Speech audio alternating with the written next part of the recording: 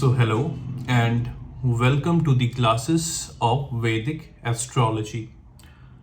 And in today's class, let's understand the topic of Bhavat Bhavam. The topic name is Bhavat Bhavam. This particular concept is used for or is used to deeply analyze one particular house of a Lagna chart, that is of a horoscope. So using this concept of Bhavat Bhavam, every house strength or the analysis of the every house in depth can be achieved, can be obtained. And there is a process of doing so. Bhavat Bhavam talks about a particular process, and in today's class I will be sharing with you the process of this deep analysis of houses so that you will also be able to do it in your practice. So suppose if you want to have a deep analysis of the first house, then in order to have a deep analysis of the first house, we need to check first from the first. So first from the first house, that is the first house itself. So the first house is the only house out of these 12 houses where Bhavat Bhavam, it talks about the necessity to analyze the first house itself in deep so that you will know everything about the first house. But for the other houses, it's not so. If you want to have a deep analysis of the second house in the Lagna chart, you need to look second from the second, means the second house from the second house, that is the third house. So you have to go anti-clockwise. Second from the second means 2, 3, the third house. All right. So in order to have a deep analysis of the second house, the third house also needs to be looked, understood, interpreted. If you want to analyze the deep analysis of the third house of the Lagna chart, then you have to look third from the third house, that is 3, 4, 5, the fifth house. So in order to have a deep analysis, in order to understand the overall results that the third house will give, the practitioner of Vedic astrology also needs to look at the fifth house in order to specifically deeply analyze the third house, the overall significance, the overall results that the third house will give to that individual, that is based on that individual's Lagna chart. In order to deeply analyze the fourth house, you have to look fourth from the fourth, that is 4, 5, 6, 7. So the seventh house needs to be looked, understood, analyzed, interpreted in order to completely and deeply analyze the fourth house. All right. In order to deeply analyze the fifth house, Bhavat Bhavam talks about the necessity to look fifth from the fifth house, that is 5, 6, 7, 8, 9. So in order to deeply analyze the fifth house, the ninth house also needs to be understood in order to properly come to a conclusion that how that fifth house will give results in that individual's horoscope or Lagna chart. The fifth from the fifth, that is the ninth house, also needs to be understood. And on this point, I will take you back to one of my previous class where I was talking about whether love affairs, romance, romantic relationships, all these areas will be successful or not in an individual's life. So there I had given you the entire content. I had given you, discussed with you, taught you the entire process, how you will be able to understand that. and two houses were taken into importance, that is the fifth house and the ninth house. And I also said the fifth house is the most important house in this particular aspect, that is to understand the success or to understand the how relationship and love affairs will pan out for that individual's life. Fifth house is of utmost importance in this particular department. But I also said in order to completely analyze that, along with the fifth house, the ninth house also needs to be understood. Now I hope you understand the reason why I did not point out in that particular class, because I wanted to come step by step. It is only according to the concept of Bhavat Bhavam, as I had just discussed right now, in order to deeply analyze and deeply understand the working, the behavior of the fifth house. The fifth from the fifth, that is the ninth house, also needs to be looked at in continue, or you can say along with the fifth house, in order to understand the overall performance of the fifth house. So that's why in that particular class also I had mentioned about the necessity to look at the ninth house also. All right. So now you understand the reason why. It's only because of the importance of Bhavat Bhavam. If you want to understand the deep analysis of the sixth house, the sixth from the sixth house needs to be understood also. That is 6, 7, 8, 9, 10, 11, the 11th house. So in order to deeply analyze the sixth house, in order to understand how the sixth house will give results in that individual's life, in order to understand whatever factors are there associated and related with the sixth house of that individual's lagna chart, the 11th house also needs to be looked at along with the sixth house in order to properly and deeply analyze the overall effects of the sixth house in that individual's life. So 11th house also needs to be understood because it is sixth from the sixth. And see how these two are related, you will also be able to understand. I had discussed, at least in the ancient times, 11th house was not considered to be completely yoga karka. In today's world, 11th house definitely comes in that yoga karka column only, talking about the houses. All right.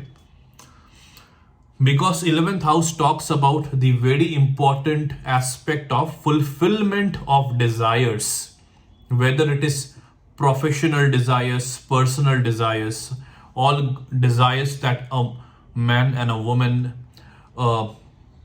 thinks, visions in his or her life. It's all about the fulfillment of that. Now, whether it is positive or negative, it depends whether the 11th house is positive or negative in that individual's lagna chart. So 11th house initially was not considered to be yoga karka. I'm talking about in very ancient times.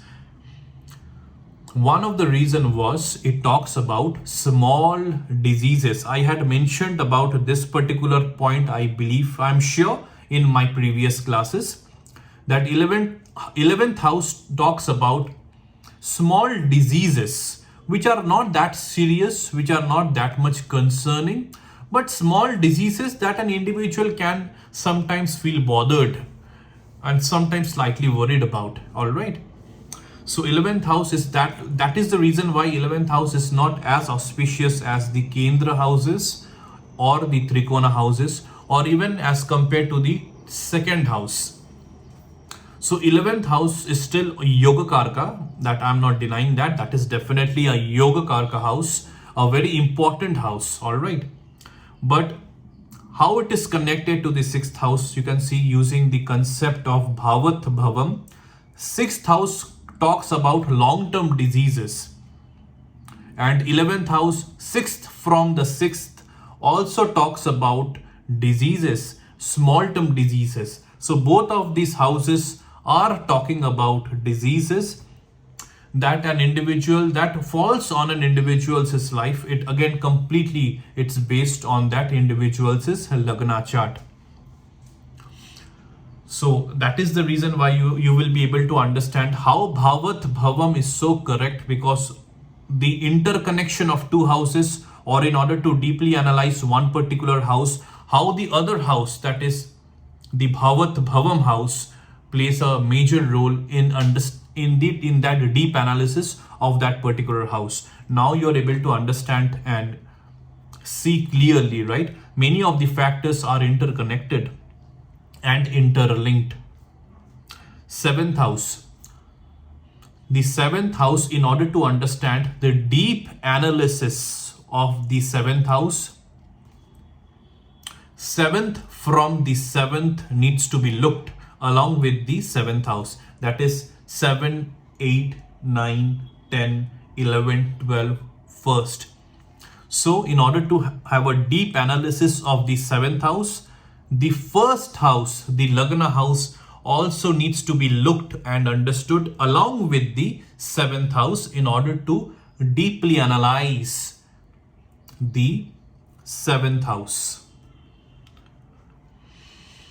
In order to deeply analyze the eighth house, Bhavat Bhavam says that you have to look 8 from the 8th. That is 8, 9, 10, 11, 12, 1, 2, 3, the third house. So in order to have a deep analysis of the eighth house, the third house also needs to be understood and looked at along with the eighth house. The ninth house. In order to deeply analyze the ninth house, ninth from the ninth house needs to be looked and understood.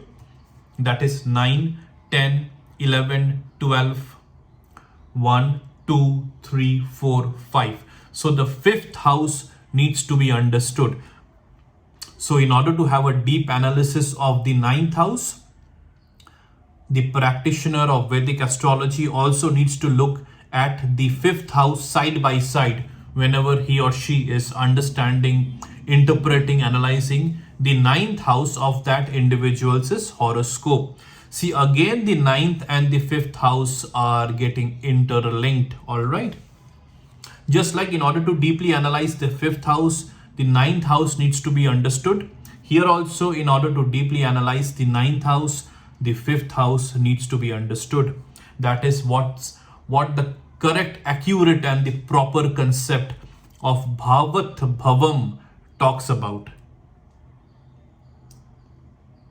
In order to deeply analyze the 10th house of a Lagna chart, of an individual's Lagna chart,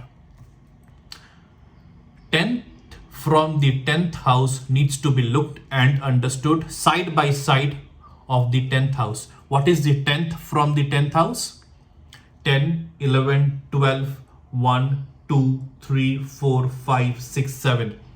So the 7th house needs to be looked, understood, interpreted and analyzed in order to have a deep analysis of the 10th house. So 10th house and the 7th house are also interconnected. All right. So 10th from the 10th is the 7th house. In order to, so you will be able to understand, I'll come to that particular topic aspect later. In order to deeply analyze the 11th house, in order to have a deep analysis of the 11th house, 11th from the 11th needs to be looked and understood. What is 11th from the 11th? 11, 12, 1, 2, 3, 4, 5, 6, 7, 8, 9. So the 9th house needs to be looked at, analyzed, interpreted, properly observed in order to have a deep analysis of the 11th house. in order to have a deep analysis of the 12th house, 12th from the 12th house needs to be looked, understood, analyzed, and observed or interpreted. What is the 12th from the 12th house?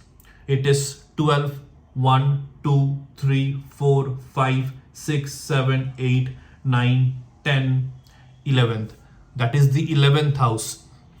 So in order to deeply analyze the overall functioning of the 12th house and how it will impact that individual's life, the 11th house also needs to be analyzed accordingly, side by side of the 11th or 12th house. All right. So this is how we need to understand how deep analysis of a particular house is done using the technique, using the concept, using the topic of Bhavat Bhavam. So now I hope you have written it down. So now just let's understand one very important aspect. First house is very simple. So in first house, Bhavat Bhavam talks that in order to understand the first house only needs to be understood. There is no other house that needs to be understood in order to understand completely about the first house. So the Lagna is very, very unique. That is the reason why the Lagna doesn't depend, according to the concept of Bhavat Bhavam, no other houses needs to be understood in order to analyze the strength of Bhavat Bhavam. But that doesn't mean that, Lagna will be independent. We also have to analyze what planets are aspecting the Lagna, how that Lord of the Lagna is placed, that is in various houses, whether the Lord of that particular Lagnesh is placed in the Lagnesh itself or in other houses. If the Lagnesh, that is the Lord of the Lagna, the Lord of the Ascendant, the Lord of the first house is placed in some other houses, then those houses will play a factor in order to analyze the strength of the first house, how other planets are aspecting the first house. So all of these factors will definitely be there as per the concept and as per the science of Vedic astrology. But understanding other houses as per Bhavat Bhavam, first house is absolutely independent from other houses as per the understanding from Bhavat Bhavam. So Bhavat Bhavam concept also needs to be included in your practice because it is very, very important and very useful also. Now let's understand from the second house. As I said, in order to properly analyze the second house, deeply analyze the second house, the third house also needs to be understood. So suppose there is some problem or the third house is not well placed or the third house is not strong, it will also negatively impact the second house and vice versa. If the third house is very strong, if the third house is very auspicious, it will positively impact the second house also. It will positively affect the good areas of the second house. Similarly for all the houses, suppose for one more example, in order to understand the deep analysis of the fourth house, if the seventh house is not strong, if the seventh house is having problems, then it will also affect the fourth house negatively. All right. So whatever good things that an individual is supposed to receive from the fourth house, if the seventh house of that individual's Lagna chart is negatively afflicted, there will be problems in attaining those good things that the fourth house of an individual's Lagna chart has to offer. Similarly, if the seventh house of an individual's Lagna chart is very strong, then this will also positively impact, optimistically impact the fourth house of that individual's Lagna chart. Means the seventh house will help that individual to attain whatever good things the fourth house has to offer to that individual based on his or her Lagna chart. So this is how you need to deeply analyze each house of a particular horoscope, Lagna chart, using the concept of Bhavat Bhavam. Now, Bhavat Bhavam also leads to formation of Raj Yogas. Yes, how it happens? Let's understand that.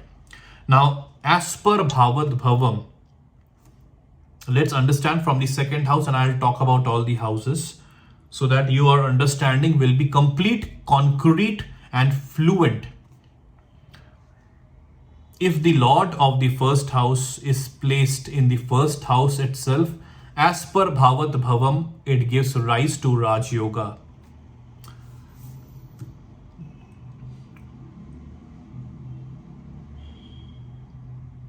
If the Lord of the second house is placed in the third house, because in order to deeply analyze the second house, the third house needs to be looked second from the second. So if the Lord of the second house is placed in the third house, it gives a Raj Yoga. If the Lord of the third house is placed in the fifth house, it gives rise to Raj Yoga, third from the third. If the Lord of the fourth house is placed in the seventh house, it gives rise to a Raj Yoga, fourth from the fourth. If the Lord of the fifth house is placed in the ninth house, it also gives rise to a Raj Yoga, fifth from the fifth. Sixth house, eighth house, and the 12th house, these three houses are not taken into consideration when we understand about the possibility of formation of a Raj Yoga based on the concept of Bhavat Bhavam. If the Lord of the seventh house is placed in the first house, it also gives rise to a Raj Yoga, seventh from the seventh. If the Lord of the ninth house is placed in the fifth house, that also gives rise to a Raj Yoga, ninth from the ninth. If the Lord of the 10th house is placed in the 7th house, that also gives rise to a Raj Yoga, 10th from the 10th, as per the concept of Bhavat Bhavam. If the Lord of the 11th house is placed in the 9th house, then also it gives rise to a Raj Yoga, that is 11th from the 11th. So you have understood that Raj Yogas are forming, but none of these particular planets, when they are sitting in the 6th house, 8th house, and 12th house, they form a Raj Yoga. Because as per the concept of Bhavat Bhavam, it is not mentioned as such. Alright. So hope you have understood about the possibility and the probability of a Raj Yoga forming based on this concept of Bhavat Bhavam. It's very, very significant. It's very important. And I hope you have understood it in detail. Even if you have not understood it in one particular watch, you can watch my video over and over again till you are absolutely confident about this process of deeply analyzing each house of a Lagna chart based on this very, very important and very useful concept and topic of Bhavat Bhavam.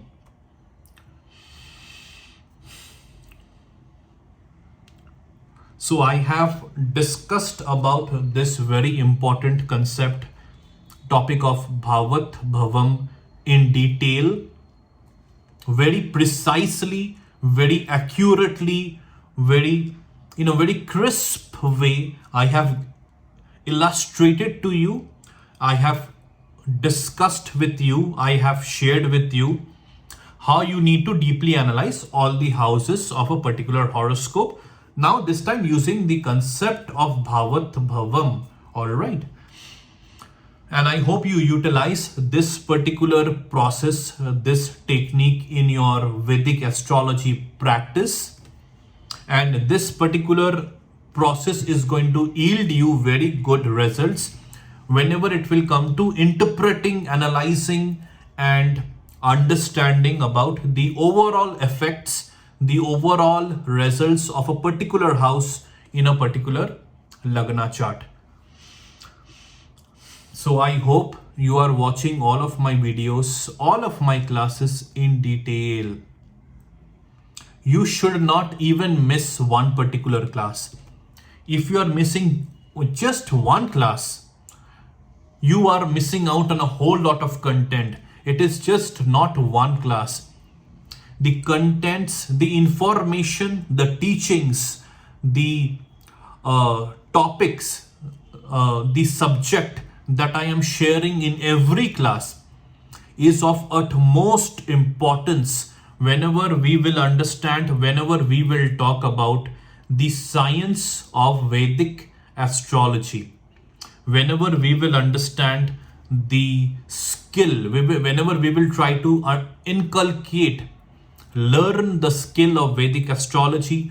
All of my topics needs to be understood, learned, practiced in order to, if you want to get that skill very properly, very accurately, and if you want to have that skill planted and earthed in your long-term memory. All right. So whenever you will look at a particular Lagna chart, you will know what are the things that needs to be analyzed, what are the things that needs to be interpreted in detail, in completeness, and the most important thing, with 100% accuracy. You will know and you will understand as per the science, belief, and knowledge of Vedic astrology. So that's why I always recommend the viewers, please watch all of my classes and watch the classes step by step. Like, don't watch it randomly, that you are watching the first class, then you are going to the 10th class, again you are coming back to the third class, then you are going to the 14th class. Don't watch like that. Then you will not be able to understand and learn my classes. You will not be able to completely relate and completely absorb my teachings, my words.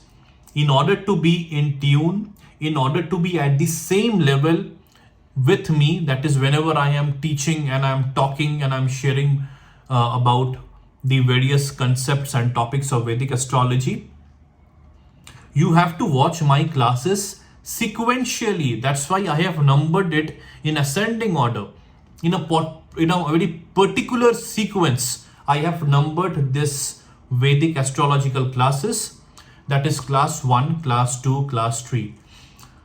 So suppose in a very practical way, if I am saying it, or if I want to say it, only when you get promoted from class 1, then you go to class 2. When you get promoted from class 2, then you go to class 3. It means whenever you are absolutely thorough with class 1, you are complete with the understanding, with the practice of class 1, then you move ahead to class 2, then class 3, then class 4, class 5, and so on and so forth. So this is how you need to proceed, watching my classes, understanding my classes, learning my classes, and practicing my Vedic astrology classes in this particular YouTube channel of mine. And don't even miss one particular class. Don't even omit one particular class and jump classes. Then you will not be able to understand the upcoming classes. In order to understand a particular class, all of the previous classes needs to be first of all understood, learned, practiced. Then only you will be able to understand that particular class. So keep on watching my classes over and over and again. I only say this because it's very essential for you to absorb, to understand, to learn the entire knowledge in detail that is for that particular class. If you are having even a small amount of doubt, I'm sure with repeated watching, with multiple watchings, and also along with the same time you are practicing whatever you are learning, you will definitely get learn, understand, you will absorb, you will inculcate, you will develop that skill related to that particular class. All right. And this is the effort that you need to also put in order to learn this particular skill of Vedic astrology. Then only you will be able to analyze, interpret, accurately understand the horoscope of an individual. All right. So this will only be attained if you are following my instructions very sincerely, very honestly, and very truthfully. And that's it for this particular class.